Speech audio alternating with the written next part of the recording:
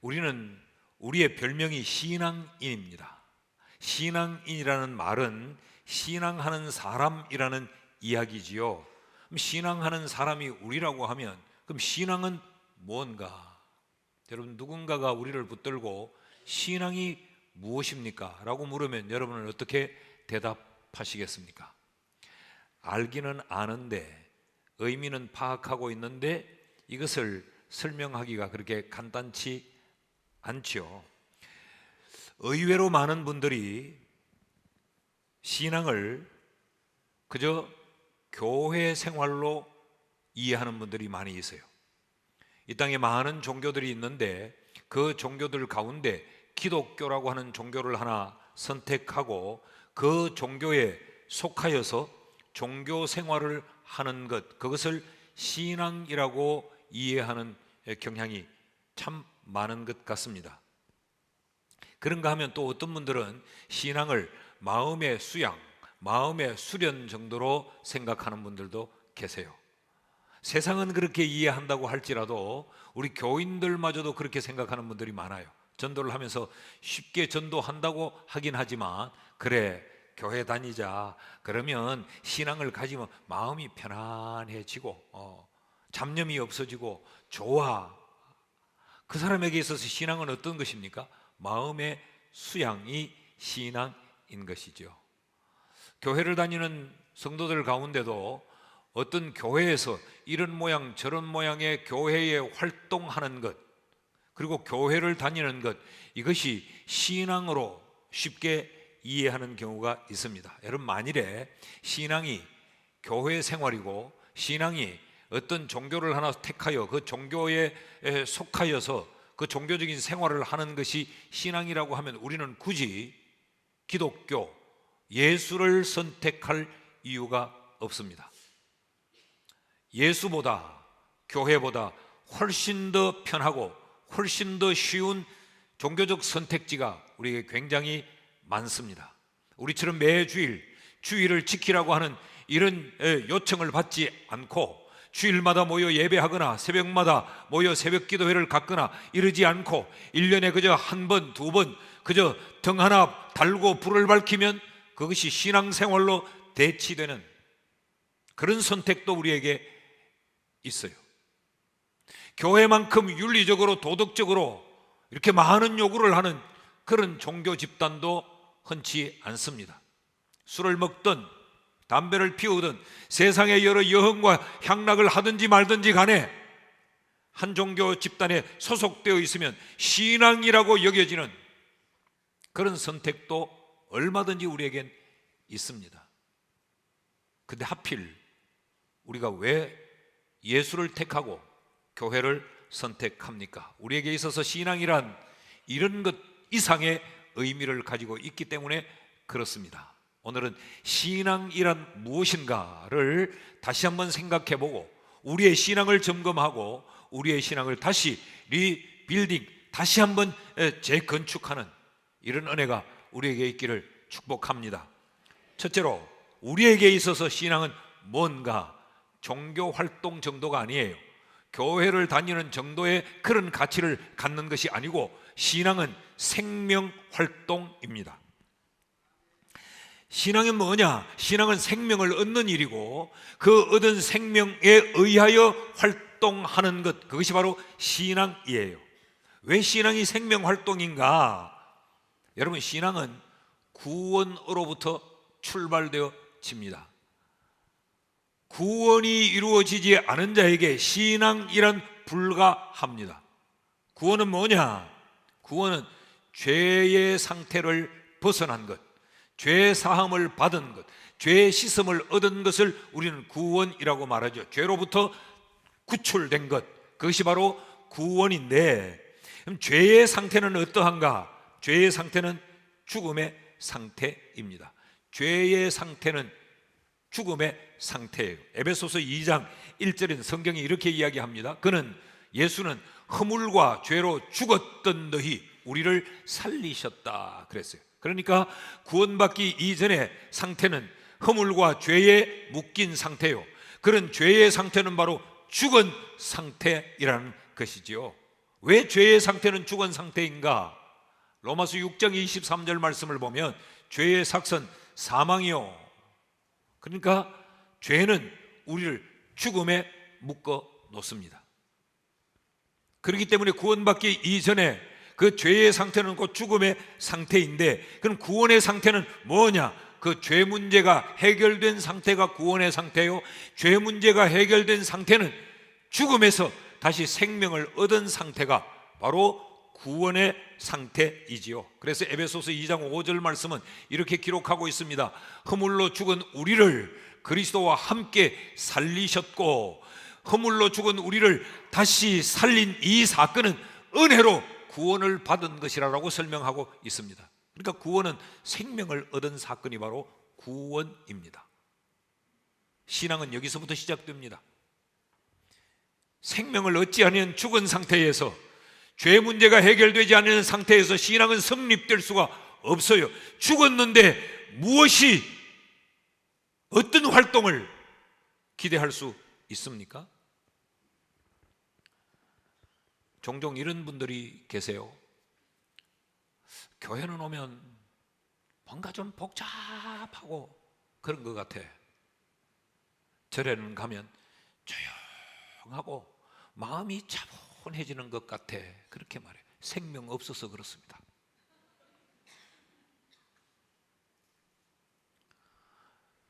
묘지에, 공동묘지는 조용합니다. 활동이 없기 때문에 그렇습니다. 활동이 없다는 말은 생명이 없기 때문에 그래요. 그러니까 신앙생활을 한다는 의미는 죄사함을 받았다는 의미요, 죄사함을 받았다는 의미는 구원을 받았다는 의미요, 구원을 받았다는 의미는 생명 없이 죽은 상태에서 예수로 말미암아 새로운 생명을 얻었다, 영생을 얻었다는 의미요. 그러면 생명을 얻은 그 시로부터 신앙이 시작되어지는데, 그 신앙은 바로 생명에 의한 활동이라는 겁니다. 이것이 신앙의 가치입니다. 신앙을 그저 교회에 다니는 정도로 비하하지 마십시오. 그래서 교회에서 뭐 이런 활동하는 것, 이게 신앙이 아니요. 생명 없는 자도 얼마든지 종교적인 활동을 할 수 있습니다. 그러나 신앙은 불가능합니다.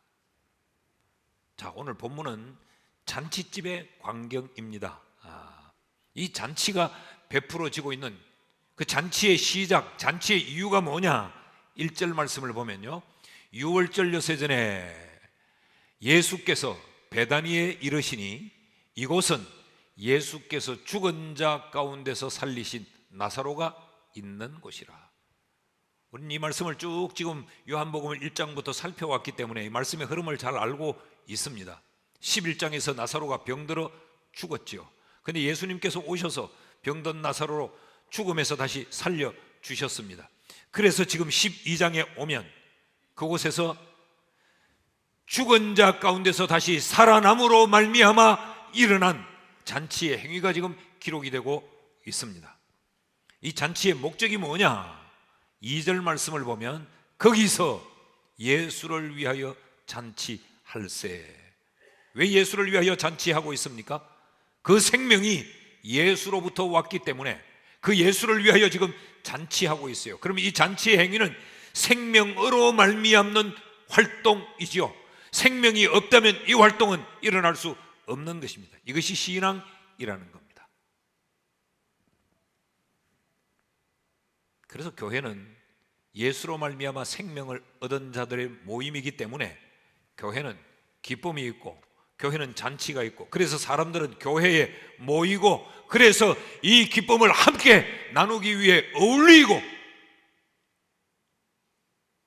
여러분, 잔치집에 고요와 정막이 흐르는 거 봤습니까?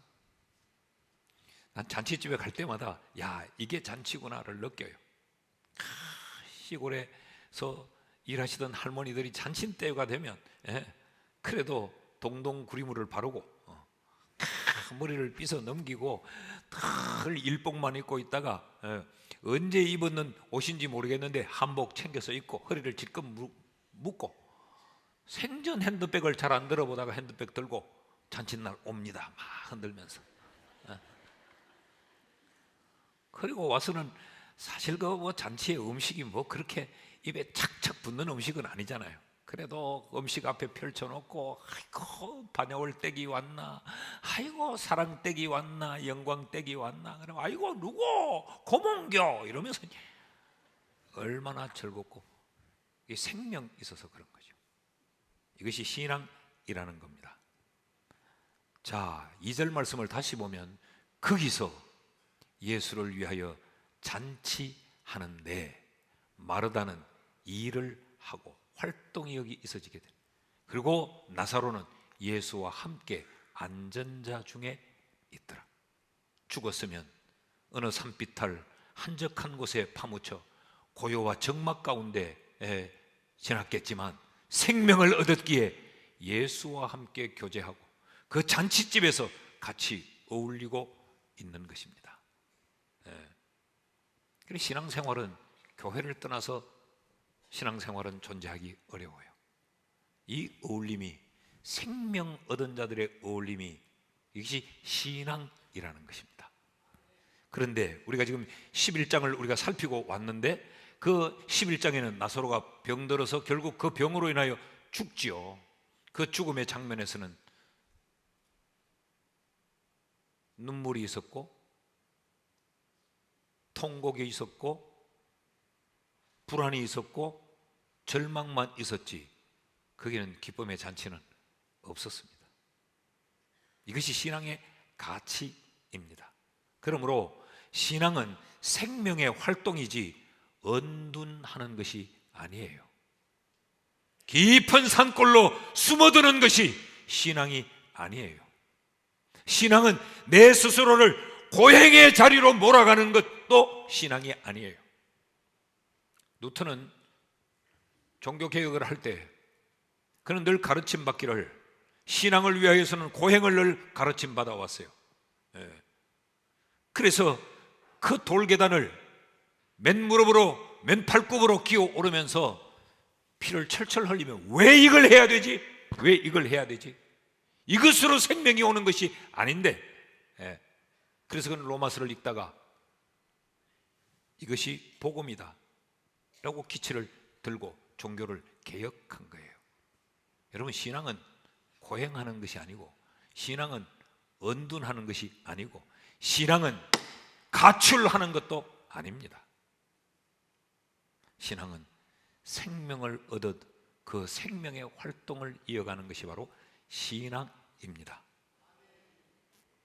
그래서 교회는 성장하고 활동하고, 그 교회는 정적이지 않고 동적이에요. 교회는 여기 성장하는 과정에 교회는 그래서 성장통도 있고, 그래서 교회는 활동하기 때문에 여기 어떤 부딪힘도 있고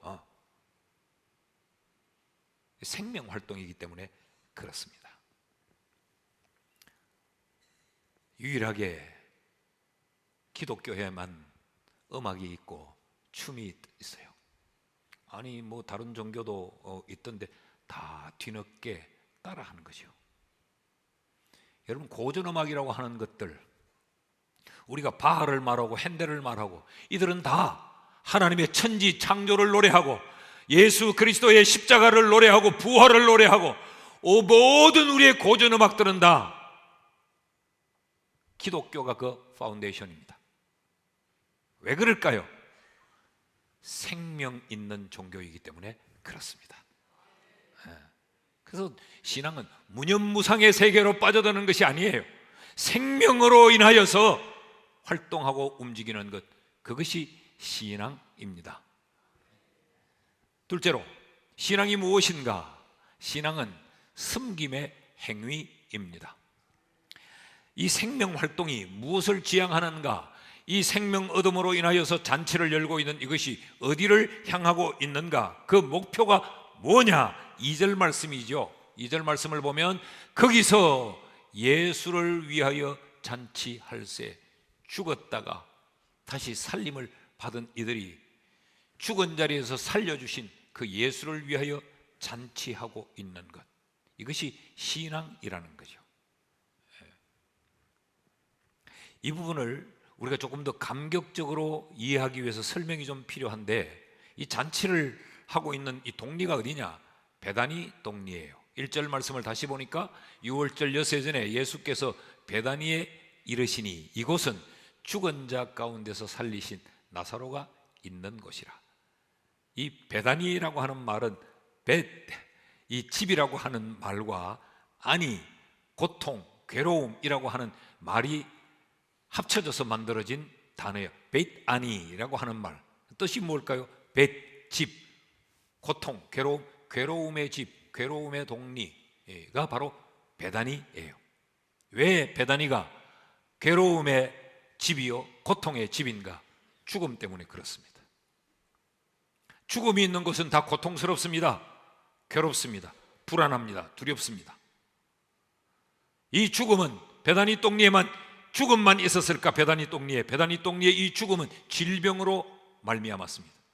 여러분, 이 땅을 사는 우리는 모두가 결국엔 질병의 침노를 받고 죽음을 만나 세상을 떠나게 될 거예요. 병이 있는 곳은 고통의 현장입니다. 오늘날도 얼마나 많은 병원마다 얼마나 많은 사람들이 병 때문에 고통을 당하고 괴로움을 겪는가? 베다니 동리가 병 때문에 고통의 동리예요. 이 나사로의 죽음으로 인해 마리아와 마르다가 통곡하며 눈물을 흘렸습니다. 눈물이 있는 곳은 고통의 동리가 분명합니다. 자, 눈물과 질병과 죽음이 숨바꼭질하는 이곳은 불안한 곳이요, 이것은 두려운 곳이에요. 이 베다니는 우리가 살아가는 세상의 모습입니다. 이 세상은 어디냐? 베다니 동리예요. 여기서 우리는 불안에 떨고 두려워하고, 여기서 우리는 눈물을 흘리고, 여기서 병들고, 여기서 죽어. 베다니는 소망이 없는 곳이에요. 자, 그런데 이들은 이 베다니에서 잔치를 합니다. 여러분, 베다니와 잔치는 도저히 어울리지 않는 조합입니다. 장례식장과 잔치집이 어울립니까? 여러분, 저 병원의 응급실과 잔치집이 어울립니까? 지금 통곡하는 눈물의 현장과 잔치집이 어울립니까? 어울리지 않는 조합인데 지금 이 베다니 동리에서 이들이 지금 잔치를 하고 있다. 이유는 단 하나입니다. 예수께서 살려주셨기 때문에. 자, 그런데 이 베다니 동리에 있는 이 나사로, 이들은 그 동리에서도 어떤 형편이었는가? 지난주에도 말씀을 드렸지만 이 마가복음 14장에 또 똑같은 사건이 기록되고 있어요. 그런데 요한복음 12장에서는 이것을 나사로를 중심인물로 뒀고, 또 마가복음 14장에는 이 나사로의 아버지를 주목하고 있습니다. 14장 3절 말씀을 보면 예수께서 베다니 나병 환자 시몬의 집에서 식사하실 때에 한 여자가 매우 값진 향유 곧 순전한 나드 한 옥합을 가지고 예수의 발에 부었다. 학자들은 이걸 동일한 사건으로 봐요. 그런데 마가복음 14장에서는 베다니 동리의 나병 환자 시몬의 집이라고 말해요. 이 나병 환자 시몬은 나사로의 아버지였던 것으로 추정합니다. 그런데 이 일찍 세상을 떠나고 지금 요한복음 12장에 이 사건이 일어나고 있을 때는 부모 없는 가정이었죠.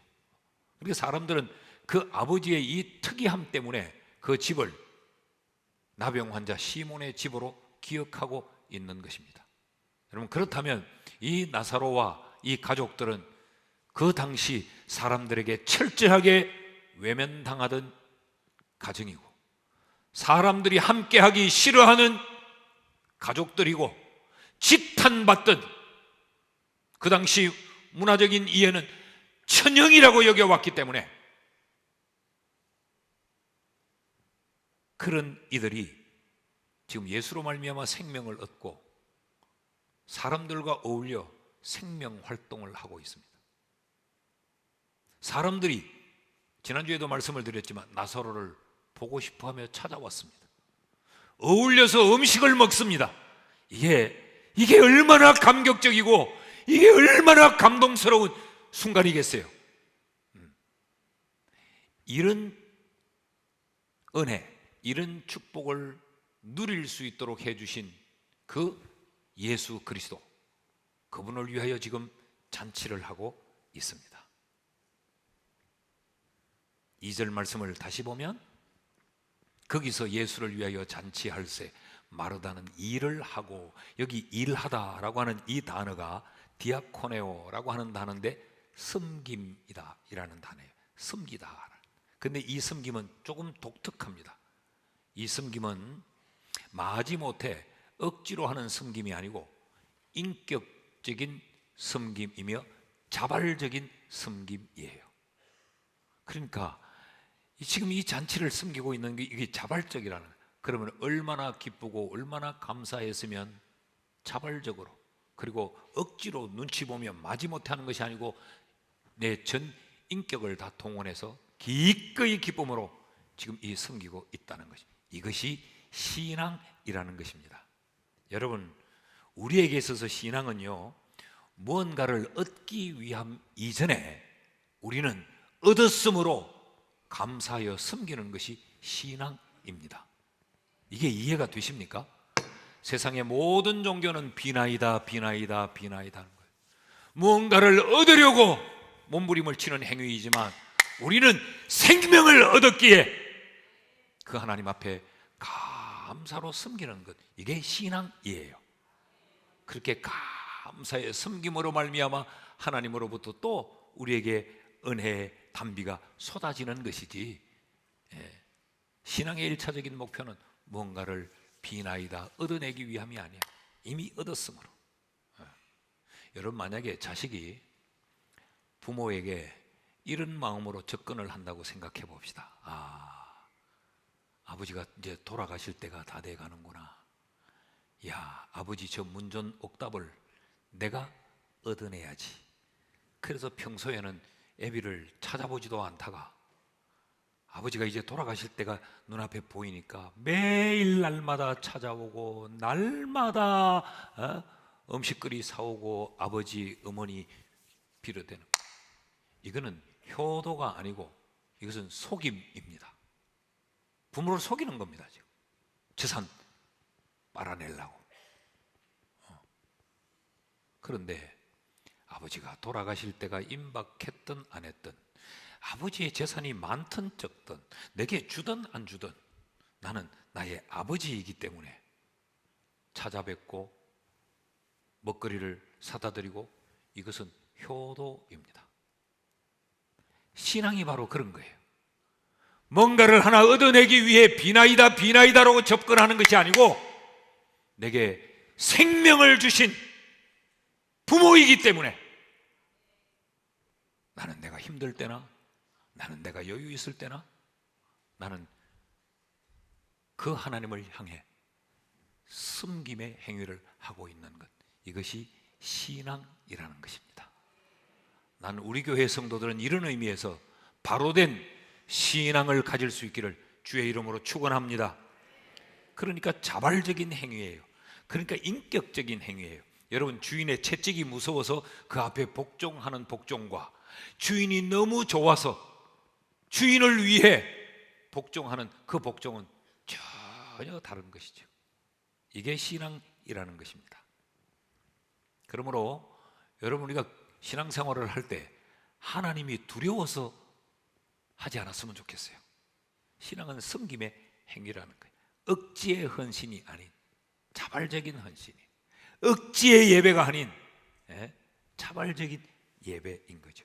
나를 죄악에서, 죄와 죽음에서 구출시켜 내게 새로운 생명을 주신 그 예수를 자원하여 기쁨으로 예배하고 감사로 섬기는 것, 이게 바로 신앙입니다. 교회에서 행해지는 모든 행위들을 우리는 봉사 혹은 섬김이라고 말하죠. 그런데 그 섬김이 신앙의 섬김이 있고 자기만족의 섬김이 있어요. 신앙의 섬김은, 자, 이런 감사와 이런 은총으로 말미암아 섬기는 섬김은 계산하지 않습니다. 조건을 따지지 않습니다. 내 기분에 따라 움직이지 않습니다. 내 기분이 좀 꿀꿀해도, 사람과의 관계가 좀 복잡해져도, 나 지금 감정이 상해도 이 은혜에 감격하여 섬기는 이 섬김의 행위는 변함이 없습니다. 그러나 내 만족을 위한 것은, 내 기분 상하는데 내가 그 짓을 왜 해? 교회 안에서의 이 신앙이라고 하는 옷을 입혀진 것은 크게 이렇게 구별되어져야만 합니다.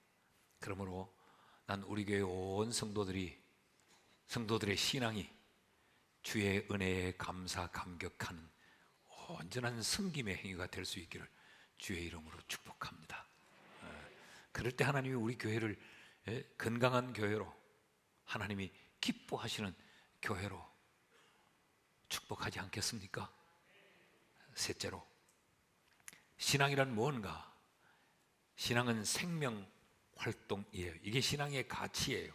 신앙은 뭔가? 그 생명을 주신 그 하나님을 섬기는 행위예요. 이게 신앙의 내용이에요. 근데 신앙에 또 하나, 신앙의 성격이 있습니다. 그것은, 신앙은 사랑의 고백입니다. 사랑의 표현이에요. 사랑의 행위가 신앙입니다. 자, 이 잔치집에 마리아의 모습을 성경은 특별하게 기록을 하고 있는데 3절 말씀을 좀 보시죠. 마리아는 지극히 비싼 향유 곧 순전한 나드 한 근을 가져다가 예수의 발에 붓고 자기 머리털로 그의 발을 닦으니 향유 냄새가 집에 가득하더라. 이 마리아의 행위를 표현하고 있는 이 표현들을 좀 주목해 보십시오. 다시 띄워주시면요, 마리아는 지극히 비싼 향유. 이 향유 가격이 얼마나 됐는가? 300데나리온 정도 된다고 말을 했어요. 그런 걸 보면 연봉이에요. 1년 연봉. 1데나리온이 노동자 하루 품삯이에요.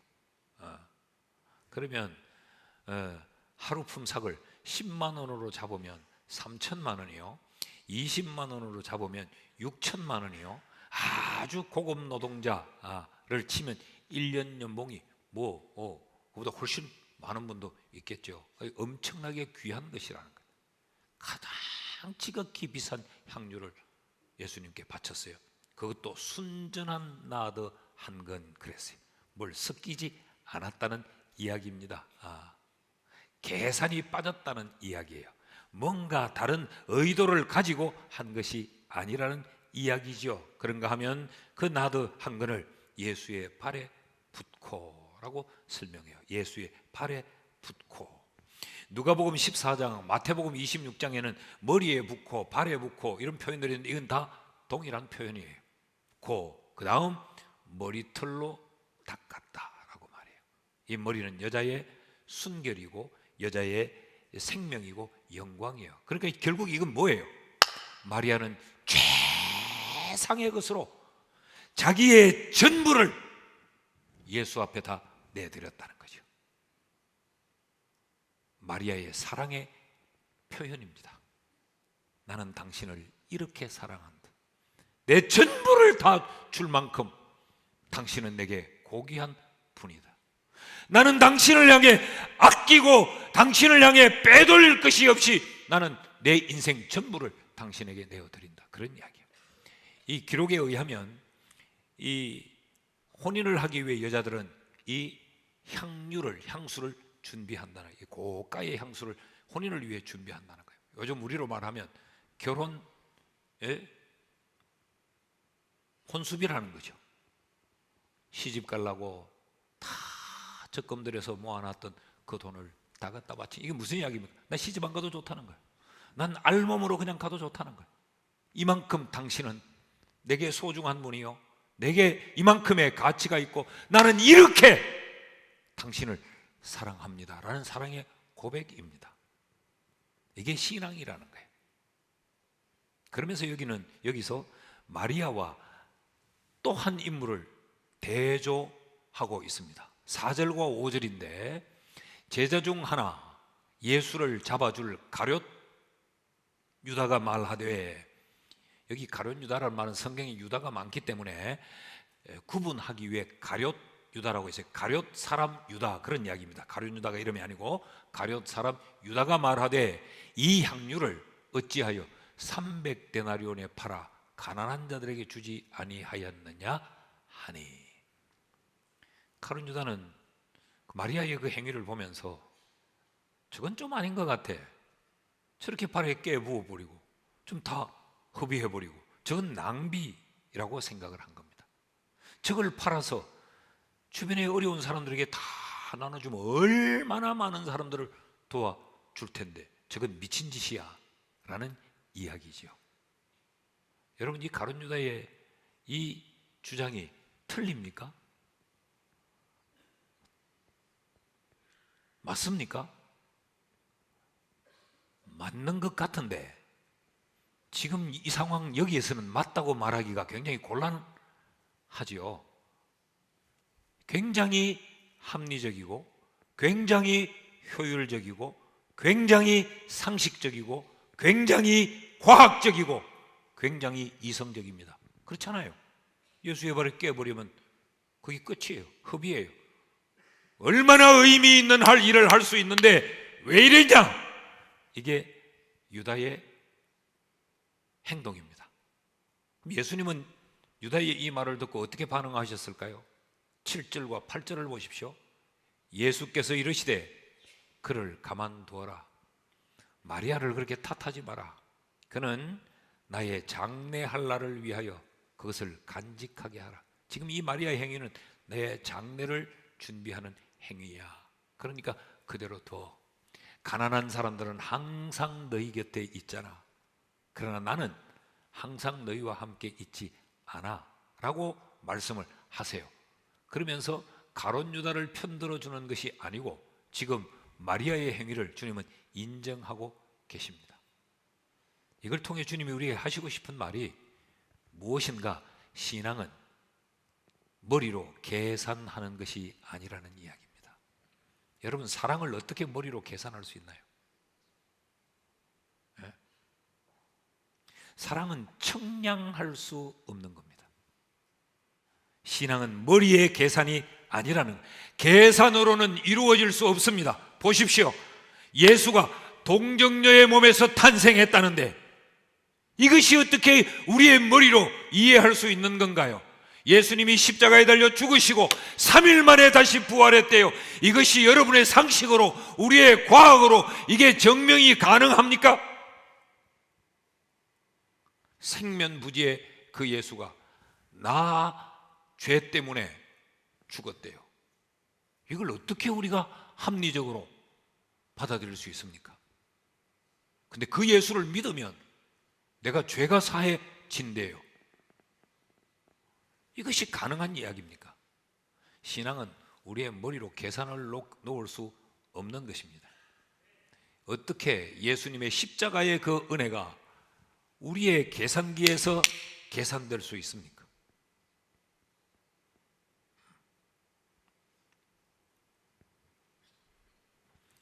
그러므로 신앙은 사랑입니다. 예수를 사랑하는 것, 그게 신앙입니다. 우리의 신앙생활은 그 예수를 향하여 우리의 사랑을 끊임없이 고백하고 표현하는 것, 그것이 신앙생활입니다. 난 이런 의미에서 오늘 3부 예배를 드린 여러분 모두가 예수를 끊임없이 사랑하며 예수를 무한히 사랑하는 이런 신앙인 될 수 있기를 주의 이름으로 축복합니다. 자, 여러분, 계산은요 누구나 할 수 있어요. 계산은. 그리고 이성적인 판단은 누구나 할 수 있어요. 합리적인 생각도 할 수 있어요. 이 가룟 유다가 누구였는지 아십니까? 6절 말씀을 다시 보면 이렇게 말하면 가난한 자들을 생각함이 아니요, 가난한 자들에게 주면 좋겠다고 말했지만 가난한 자들을 생각하는 것이 아니고 그는 도둑이라 돈꾀를 맞고 거기 넣는 것을 훔쳐 가미르라. 가룟 유다는 예수님의 제자들 가운데서 재정부장을 맡았어요. 회계를 맡았단 말이죠. 요즘 말로 하면 여러분 갯모임의 총무를 맡은 거예요. 그리고 갯돈을 거두는데 그 갯돈을 빼돌리는 자가 가룟 유다라는 거예요. 근데 이 가룟 유다는 아마 계산이 빨랐던 모양이죠. 마리아가 향유를 딱 깨부을 때 벌써 저거는 벌써 300대나 이러는데 계산을 해내는 걸 보면 굉장히 영특하고 영리한 머리를 가졌던 모양이죠. 그러니까 틀림없이 가룟 유다의 회계 장부는 수입과 지출이 딱딱 들어맞게 정리를 해뒀을 거예요. 안 들키도록. 그런데 실상은 도둑놈이요, 실상은 악한 사람이에요. 그러면서도 말은 천사 같은 말을 하고, 그러면서도 말은 굉장히 합리적인 말을 하고, 그러면서도 그는 효율적인 것을 주장하고 있다는 것이죠. 그러니까 이것은 신앙과 동일하지 않아요. 얼마든지 악해도 계산적으로, 논리적으로, 합리적으로, 효율적으로 주장하고 말하고 행동할 수 있어요. 속으로는 딴짓을 하면서도. 마태복음 26장 47절에 보면 결국 이 가룟 유다는 어디에 등장을 하느냐 하면, 예수님께서 자신의 죽음에 대하여 말씀하고 계실 때 12 중에 하나인 유다가 왔는데, 대제사장들과 백성의 장로들에게 파송된 큰 무리가 칼과 몽치를 가지고 오는데 그와 함께 하였더라. 결국 예수를 팔아넘기는 일에, 결국 예수를 죽음의 자리로 내모는 일에 가룟 유다가 지금 앞장을 서서 그 무리를 데리고 오더라는 거죠. 그런데도 그는 합리적인 사고를 하는 사람이고, 그는 굉장히 상식적인 논리를 펴는 사람이고, 그는 다른 사람들에게 굉장히 스마트하고 굉장히 모든 것이 바르고 정확한 사람으로 자기를 지금 드러내고 있는 거예요. 신앙이 아닌 세계에서도 얼마든지 이것은 가능해요. 따라하십시다. 그러므로 신앙은 계산이 아니라 사랑이다. 믿습니까? 신앙은 가슴의 사랑이에요. 예수를 내 머릿속에서 분석하는 게 아니고, 신앙은 내 가슴으로 예수를 믿는 것입니다. 아멘. 네. 그러니까 여러분, 신앙생활을 머리로 하려고 하지 마십시오. 그래서 뭐 성경의 지식을 내 머리에 좀 많이 담아가지고 그것 좀 아는 것, 그래서 모르는 사람을 판단하고 좀 아는 걸 은근히 자랑하고, 그 자랑하는 거에 두 번째 질문을 던져보면 답을 못하고, 이단들이 이래요.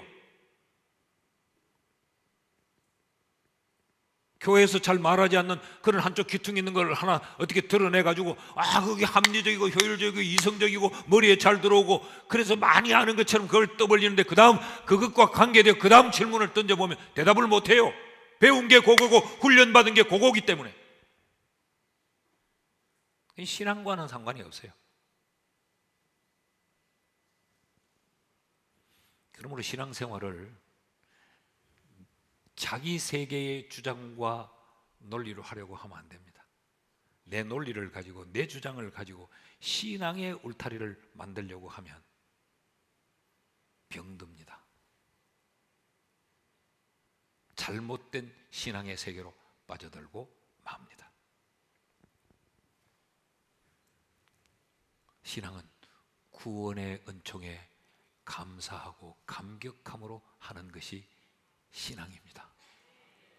난 예수가 좋다오, 오, 난 예수가 좋다오. 이게 신앙이라는 거예요.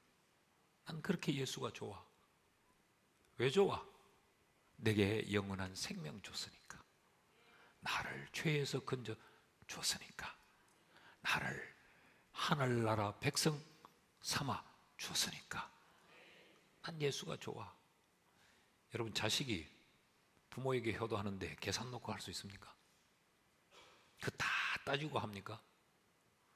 난 부모에게 효도하고 부모에게 나는 좋고, 그런 거 아닙니까? 아버지 나한테 해준 게 뭐가 있어요? 그 순간 호로 새깁니다. 부부간에도 화나다고 절대로 그만, 당신 나한테 해준 게 뭐 있는데? 그럼 그 순간 자기 스스로가 파출부로 전락하는 겁니다. 신앙은 사랑이라는 거예요. 여러분, 누군가를 진심으로 사랑해 보셨습니까? 그게 무슨 조건이 따르던가요? 네. 여러분, 우리 주님을 사랑합시다. 네. 그 사랑 때문에 우리가 모이고, 그 사랑 때문에 우리가 찬양하고 그 사랑 때문에 예배하는 우리 모두가 될 수 있기를 주의 이름으로 축원합니다.